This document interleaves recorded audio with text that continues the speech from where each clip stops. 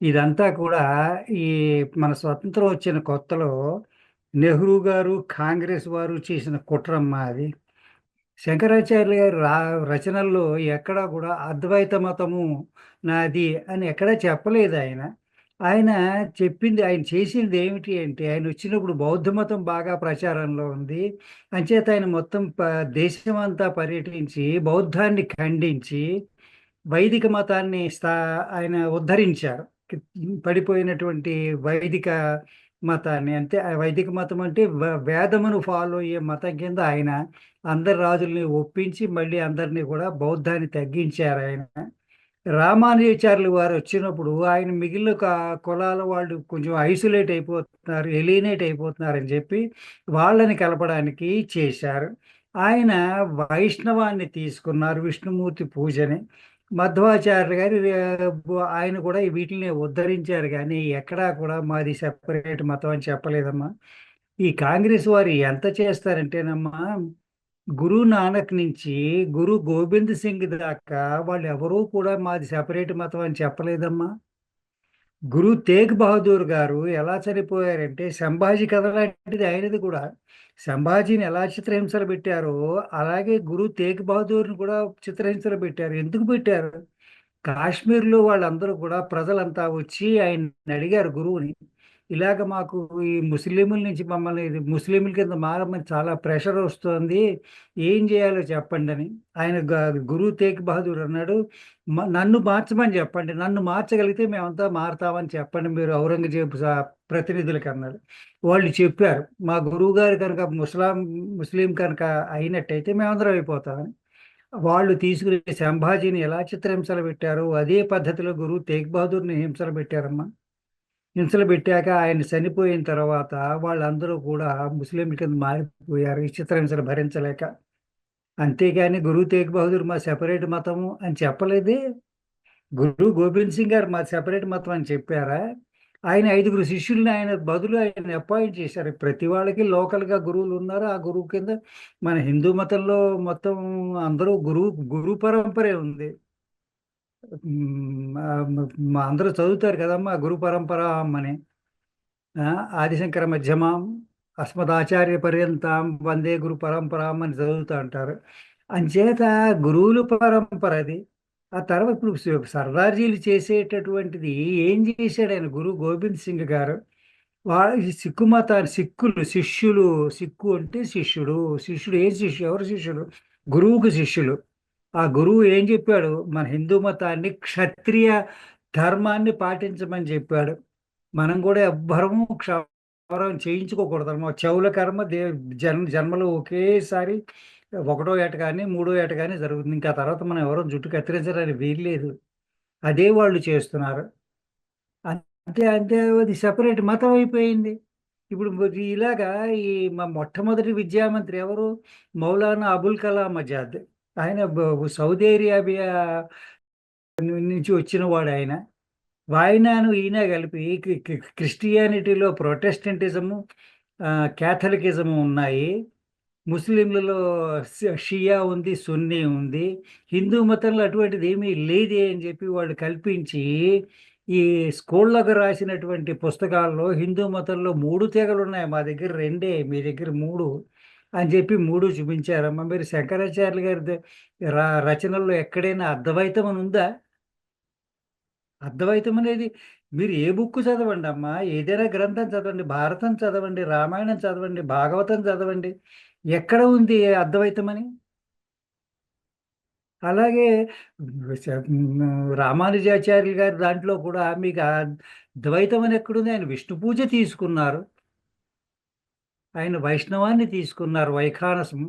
వైఖానసులు అంటారు. అలాగే వైష్ణవులు అంటారు. వైష్ణవులు విష్ణుమూర్తి భక్తుల్ని వైష్ణవులంటారు. శివుడి భక్తుల్ని పాశుపతులు అంటారు. ఇందులో పాశుపతులు వాళ్ళ లింగాన్ని ధారించి ఉండాలి. ఈ పాశుపతులనేది రుద్రగీతలో ఉంది. రుద్రగీత ఎక్కడుంది అంటే మహాభారతంలోనే చాలా గీతలున్నాయమ్మా. అందులో రుద్రగీత అది వి క శ్రీకృష్ణుడు చెప్పినటువంటి గీత భగవద్గీత. అది రుద్రగీత కూడా భగవద్గీత లాంటిదే. యుధిష్ఠిర గీత ఉంది. అలా చాలా ఉన్నాయి. రుద్రగీతలో ఆయన చెప్పాడు పాశుపతులంటే నా భక్తులు ఇలా ఉంటారని చెప్పాడాయన. పాశుపతులంటే వాళ్ళందరూ విష్ణుమూర్తిని పూజించే వాళ్ళని అసహించుకోమనా? లేదే ఎక్కడ. అలాగే విష్ణుమూర్తిని భాగవతం చదవండి, విష్ణు పురాణం చదవండి. ఎందులో అయినా శివుణ్ణి అసహించుకుని, శివుణ్ణి ఫాలో అయ్యే వాళ్ళందరినీ శత్రువుల కింద భావించమనుందా? లేదమ్మా. మీరు ఏది శివపురాణం చదవండి, ఏదైనా చదవండి, అన్నీ కూడా ఇదే చెబుతాయి. ఏం చెబుతాయి? మీకు సృష్టి క్రమం అది సరిగా చదివితే గానినమ్మా, భారతంలో కానీ, లేదంటే భాగవతంలో కానీ, మిగిలిన పురాణాల్లో కానీ చదివితే గాని సరి ఎవరికీ అర్థం కాదమ్మా. అలా సృష్టి వచ్చింది అని. ఆ సృష్టి వచ్చిన తర్వాత ఇలా ఇప్పుడు భారతంలో మీకు కృష్ణుడి గురించి ఒక ఇన్సిడెంట్ ఉందమ్మా.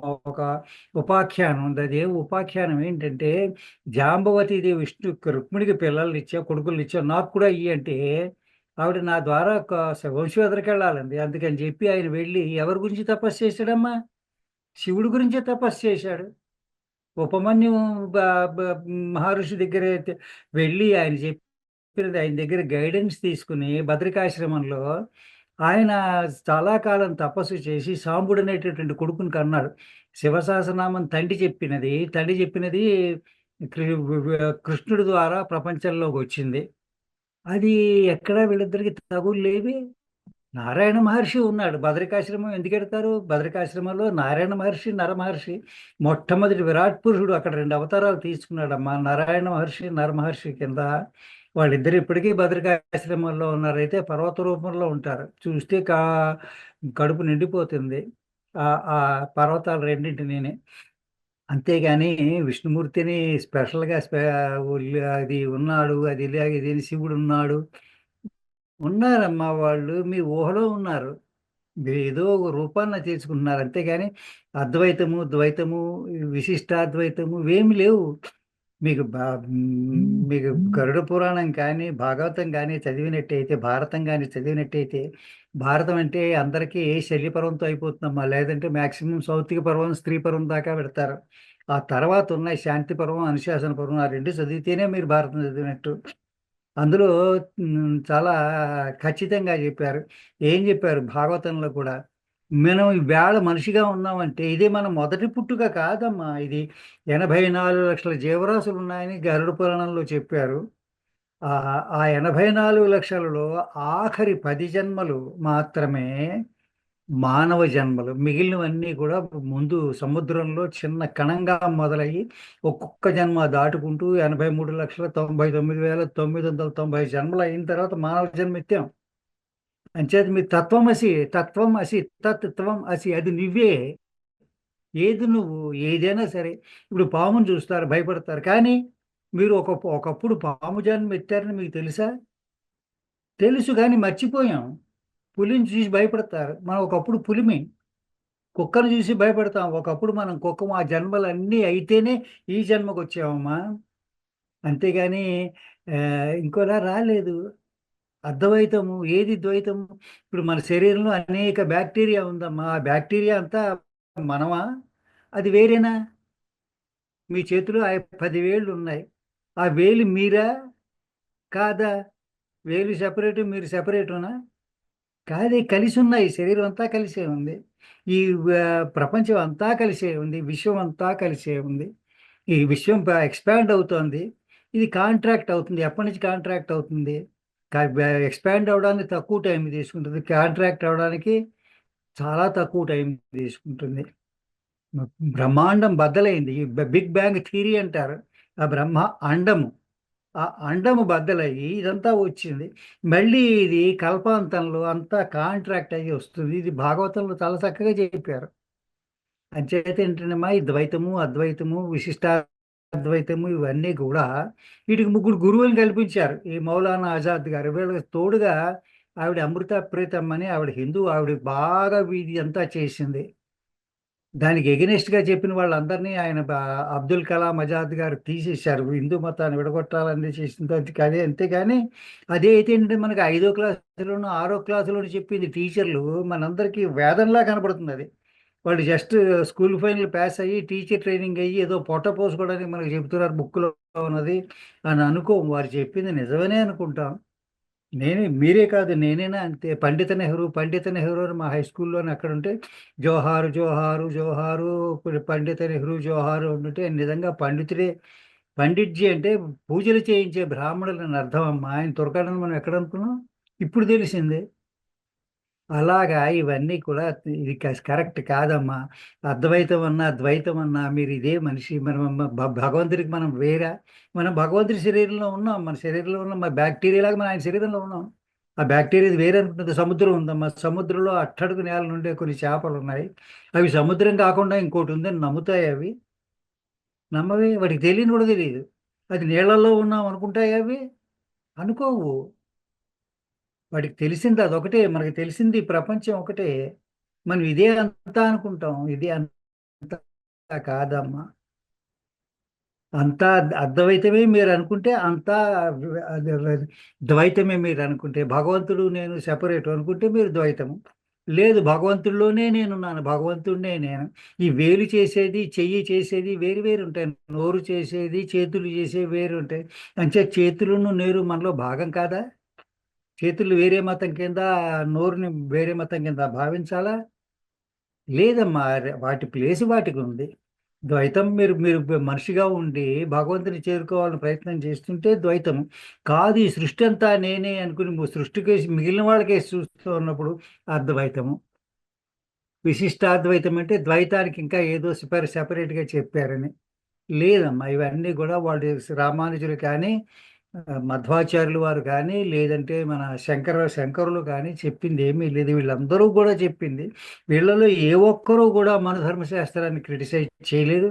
ఏ ఒక్కరూ కూడా ఈ మన ఫిలాసఫీని కానీ దేన్ని కానీ వాళ్ళు ఎక్కడ వేదాన్ని కానీ ఖండించిన వాళ్ళు లేరు. వేదం అందరూ వేదం ఫాలో అయితే తేడా ఎక్కడుందమ్మా? శంకర్లు వేదం ఫాలో అయ్యారు, రామానుజులు వేదం ఫాలో అయ్యారు, మధ్వాచార్యుల వారు కూడా వేదం ఫాలో అయ్యారు. ఈ వేదాన్ని ఖండించకుండా అందరూ వేదాన్ని ఒప్పుకుంటే మూడు మతాలు ఎక్కడి నుంచి వచ్చాయమ్మా?